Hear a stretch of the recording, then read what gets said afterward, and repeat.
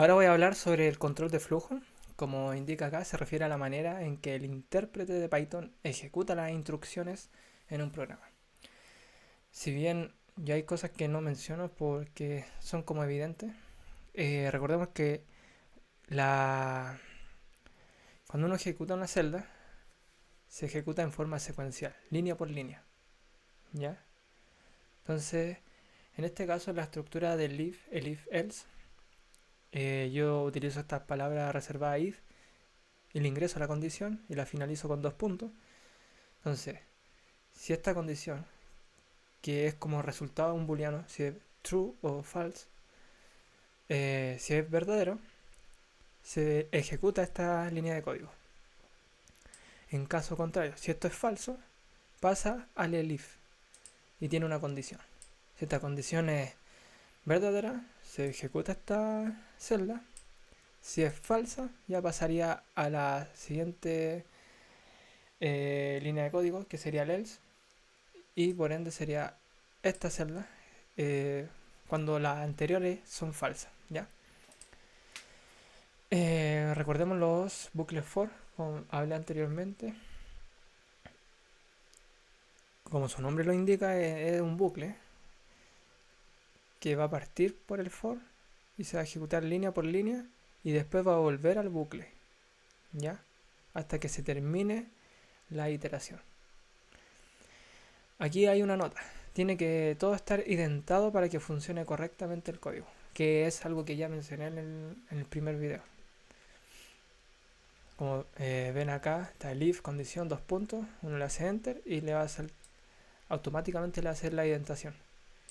Pero hay IDEs, que son programas que ejecutan Python, que pueden tener el problema de que no se hace la indentación automáticamente y la tienen que hacer ustedes. Ya. Ahora, para entender esto del if, el else, es bueno entenderlo con un ejemplo práctico. Acá pido hacer un programa que verifique si está apto para ver una película. Entonces, que se le pide al usuario que tenga que ingresar su edad y se le va a indicar si puede ver la película o no. ¿Cómo puedo hacer eso? En Python existe la función input que permite eh, pedirle valores al usuario. Ya en este caso se le va a mostrar por pantalla, ingrese la edad. Entonces lo que debe hacer uno es ingresar su edad y ahí ingresa el numerito, enter, y se va a guardar ese valor como un tipo de datos str. ¿Ya? Entonces lo que tiene que hacer uno es convertir ese dato str, ¿ya? Que si viene un número, pero es de tipo str, convertirlo a un tipo de dato entero. ¿Cómo hacemos eso? Utilizando esta función int, que utiliza esta palabra reservada int, y se le asigna número. Luego viene la parte de los condicionales, el if. Si número es mayor o igual que 18, dos puntos, si esto es verdadero, se ejecuta esta línea de código. De lo contrario, se ejecuta esta celda de código. Entonces probemos. Ingrese la edad. 18. Puede ver la película. ¿Ya? Se ponga el 9. No puede ver la película. Hay que hacer siempre esta conversión, ya que no podemos comparar un tipo de dato str con uno entero.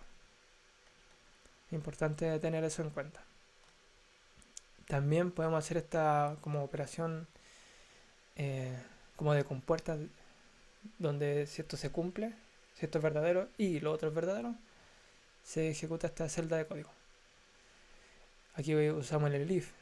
Si número es mayor igual que 60, se ejecuta esta celda de código, de lo contrario esta. Y en este programa se pide si está apto para ver una película y con descuento para mayores de edad. Entonces se tiene que hacer ese programa. Que tenemos que poner un rango de edad, puede ver la película, si es mayor a 60, se le hace un descuento, de lo contrario, si es menor de edad, no puede ver la película. Entonces pongamos que tenemos 65 años de edad y puede ver la película con descuento. ¿Ya? Los comparadores lógicos. Anteriormente hablé de Markdown, pero no expliqué lo de las tablas. Uno puede crear tablas en Markdown. ¿Cómo podemos hacer esto? Bueno, con estas barritas, ¿ya? Que es con Alt, GR y creo que es apretando el 1, ¿ya?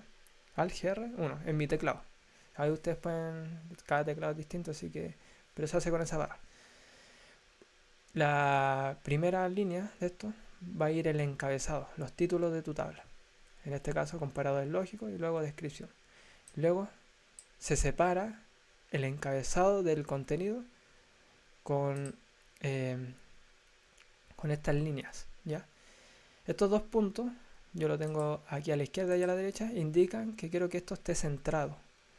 Si yo quiero que esto aparezca acá a la derecha, yo le quito estos dos puntos y se va a poner hacia la derecha. Caso contrario, lo elimino, se ponen hacia la izquierda, ¿ya? Los dos puntos indican que se centra el contenido. Si le quito, que se vaya a la izquierda o a la derecha.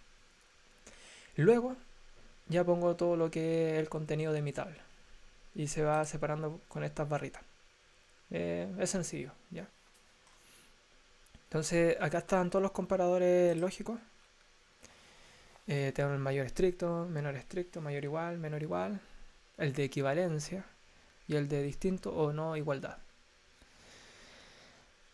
Acá podemos evaluar una expresión utilizando un comparador lógico.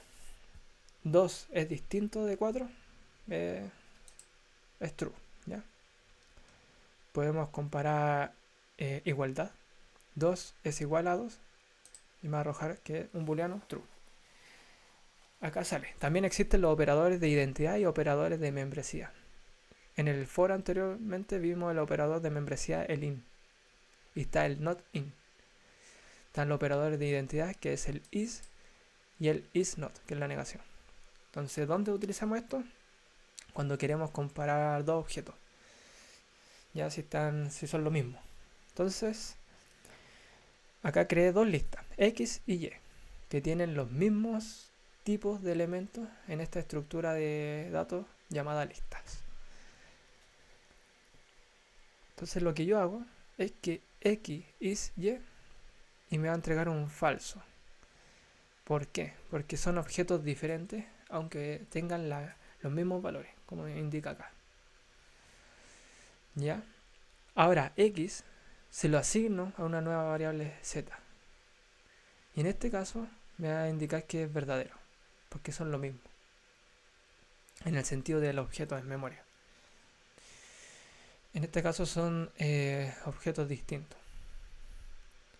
Puedo utilizar el operador de identidad en la negación, is not.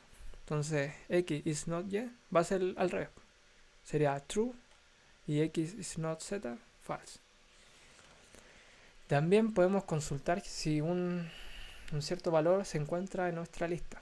Y esto lo hacemos con este operador. 3 está en mi lista, se puede como traducir. Y me va a arrojar que es verdadero. ¿Ya? Mi lista contiene números del 1 al 5. Luego pregunto si 6 está en mi lista y me va a arrojar un falso. También en las tuplas. Comprueba si un valor no está presente en una secuencia. El 3 no está en mi tupla y eso es falso, porque si el 3 está en la tupla y el 6 no está en mi tupla, eso es verdadero. 6 no está en la tupla. Bueno, los operadores lógicos, si bien anteriormente vimos la otra notación, recordemos que podemos tener expresiones, ¿ya? Y podemos utilizar estos operadores, el AND. Si expresión, que debe ser una condición, es verdadera y expresión 2 es verdadera, se va a ejecutar esta línea de código. Caso contrario, se ejecuta esta línea de código. Entonces, siempre en el AND tiene que ser verdadero y verdadero. Y podemos ir poniendo más AND. Entonces acá están mis expresiones. Expresión 1, está en una variable, es igual a, y le pongo la la condición. 2 es menor estricto que 3. Eso es verdadero. 4 es mayor que 2 y eso es verdadero. Entonces, si true en true, se cumplen ambas expresiones. Podemos utilizar el operador del OR, que una debe ser verdadera para que se ejecute la celda. Ya en este caso, la primera expresión, 4 es menor que 3, eso es falso, pero la segunda expresión es verdadera, entonces se tiene que ejecutar una condición, debe ser verdadera y se ejecuta la celda. Podemos negar una condición. Recordemos que al final la condición va a ser un true o un false. En este caso, expresión 1, 4 es menor que 3, eso es falso. Entonces, aquí pongo if not expression. Entonces, not false se puede traducir. Eso se convierte a un true. ¿Ya? Y expresión 2 es verdadero, 4 es mayor que 2. Entonces va a ser verdadero, verdadero, verdadero, se cumple. Nota, se pueden colocar más expresiones en el if. Hay que utilizar paréntesis para las prioridades. ¿Ya? Operadores de cortocircuito. Como mencioné anteriormente, podemos poner más expresiones. Puede ocurrir que se debe ahorrar el cálculo de cómputo y va a haber un caso donde vamos a tener varias expresiones, varias condiciones. Entonces vamos a tener un AND, pero si la primera es falsa, el sistema no va a ejecutar las otras líneas, no va a comprobar las otras expresiones. Entonces si es falsa, salta a esta sentencia. Esa es la operación de cortocircuito. Cadena de comparadores, toma de lo mismo, que podemos poner las expresiones en un rango y que pueden entrar aquí en el caso a la piscina. Esto es importante, el operador ternario.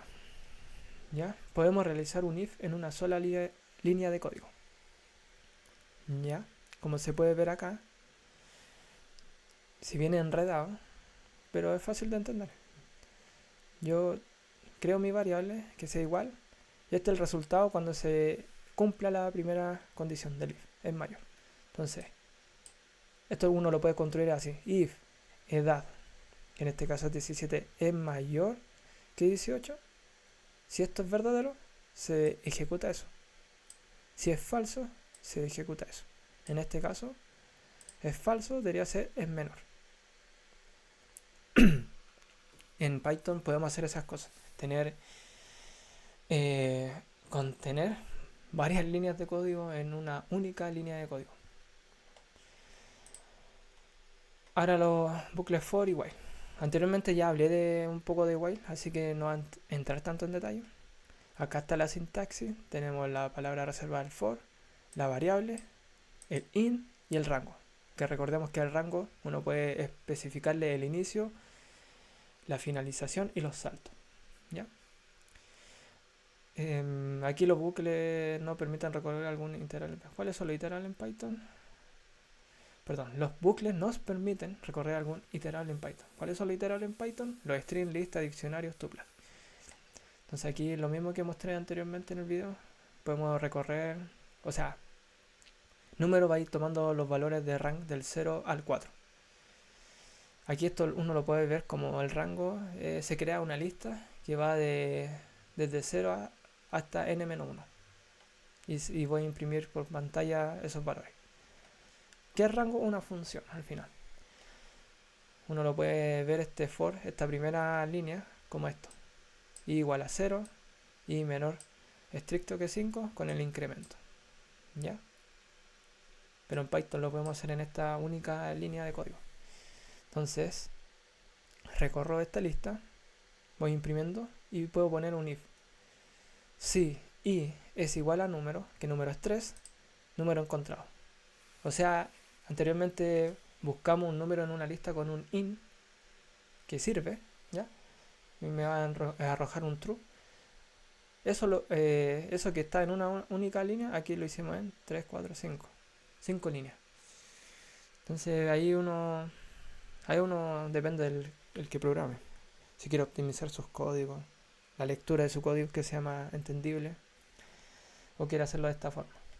¿Ya? Estos son los controles de bucle.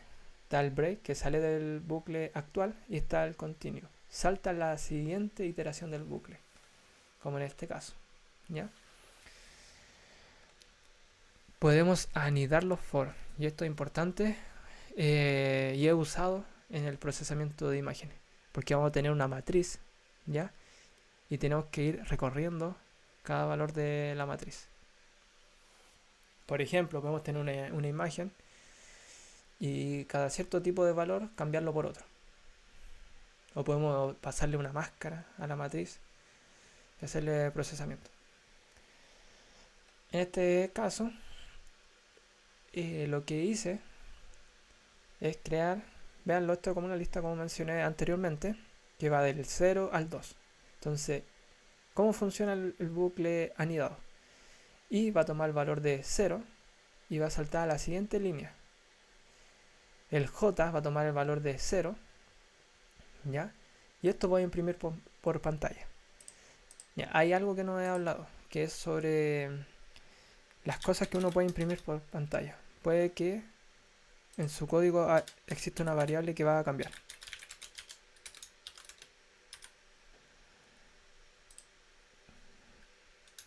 Y uno puede mostrar esa variable por pantalla. El valor es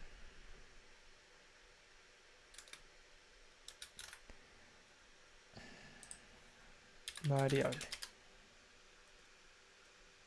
Entonces uno imprime esto por pantalla. El valor es de 2. Entonces para hacer esto utilizamos esta f que va a ir antes del string. Y luego, donde queramos poner nuestra variable, abrimos la llave y ponemos la variable. ¿Ya? Valga la redundancia de todo el rato que digo variable. Hay una forma de hacer esto que es antigua, ¿ya? Porque esta es la más reciente, que se utiliza en las versiones de Python de la 3 en adelante. Antes de las versiones Python de 2, la versión 2, se utilizaba el método format. Entonces uno tenía el valor es punto format variable. Y el equivalente. El valor es de 2. Entonces a format le pasamos variable y eso es lo que se va a imprimir en pantalla donde están esas llaves. Entonces, retomando lo del bucle anidado, parte la primera sentencia y toma 0, luego pasa al siguiente bucle for, que j toma 0, e imprimo por pantalla 0, 0. Luego, esto no se va hacia el inicio, sigue en el bucle interno hasta completarse. Entonces j ahora va a tomar el valor de 1, 0, 1, como sale acá. Y luego va a tomar el n-1, que sería el 2. J es igual a 2, sería 0, 2. Y ahora que finalizó este bucle, vuelve al inicio del bucle, y el i va a tomar el valor de 1. Entonces pasa al siguiente for, j va a tomar el valor de 0. Sería 1, 0. Después 1, 1, 1, 2. Vuelve al inicio, toma el valor de 2, y ahí ya termina. Salta a la siguiente, 2, 0, 2, 1, 2, 2, y finaliza. ¿Ya? Ahí pueden ver. Voy a tener una matriz que va a ser 9,9,8, que va a tener una lista, otra lista de 7,8,7, finalmente 5,3,2. Yo quiero recorrer esta lista y tomar los valores. Entonces lo hago de esta misma forma, pero los índices se lo paso a matriz. ¿Y cómo lo hacía para acceder a una lista? Abría los corchetes e ingresaba el índice. En este caso, como es una matriz, puedo abrir otro corchete y pasarle los índices. Entonces lo mismo anteriormente, pero aquí va a cambiar que quiero acceder a los elementos de mi matriz. Entonces va a partir por el primer elemento, luego por el segundo, por el tercero, después salta a la siguiente fila, primer elemento, segundo, tercero, y a la última fila, primer elemento, segundo elemento y tercer elemento, como se muestra acá. ¿Ya? Eso con los bucles for. Si esto les parece enredado, porque igual yo voy indicando con el mouse, no lo puedo ir como dibujando, háganlo usted a mano, ¿ya?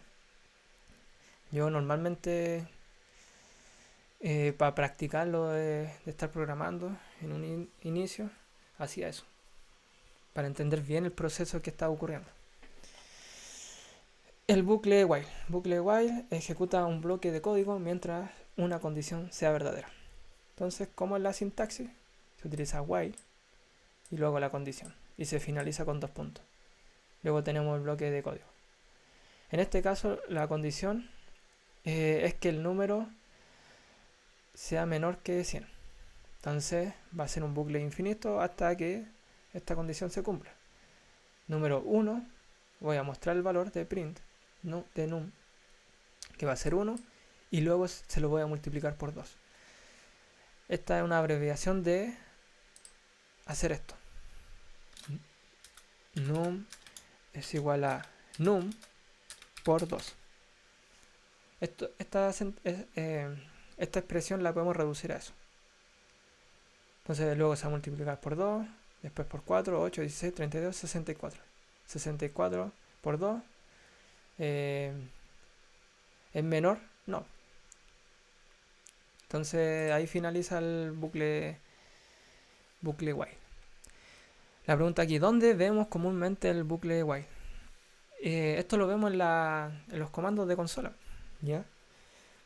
Por ejemplo, cuando uno ingresa a un servidor y está utilizando algún programa como el PuTTY, ¿ya? Eso es todo por consola. Y los servidores siempre están desplegados utilizando Linux, ¿ya? Cualquier distribución de Linux que usted da lo mismo. Pero el tema es la terminal. En la terminal es un bucle while. Entonces, ¿cómo uno sale del bucle while? Aquí en este caso, con la palabra salir. Comando es distinto de salir. Mientras esto sea true, seguirá el bucle. Entonces, cuando estos sean iguales, va a terminar.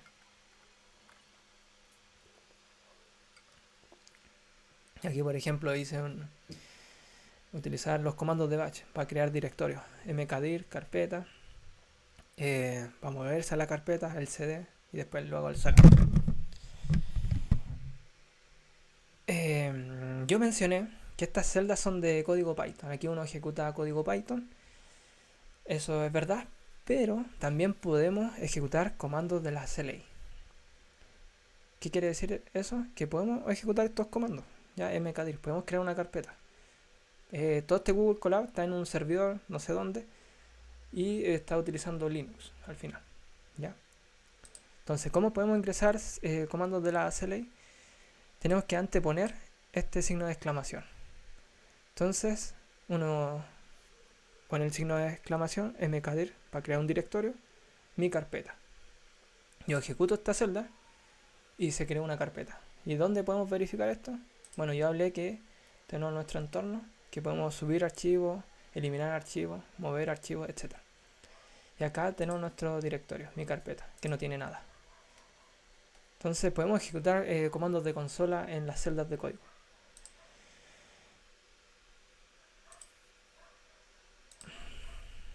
Y acá lo que hice fue que hice un touch de crear un archivo .txt en el directorio de mi carpeta.